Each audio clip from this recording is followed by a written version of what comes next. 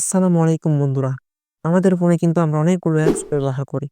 এর মধ্যে কিছু অ্যাপস থেকে আমাদের কাছে এতই নোটিফিকেশন আসে যে আমরা অনেক বিরক্ত অনুভব করি।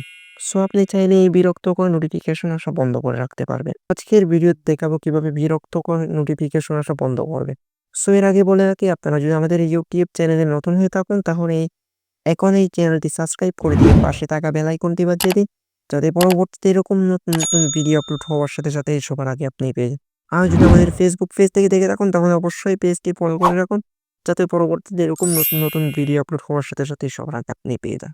ওকে, এর জন্য আপনারা সর্বপ্রথম সেটিংস অ্যাপসটি ওপেন করে নেবেন।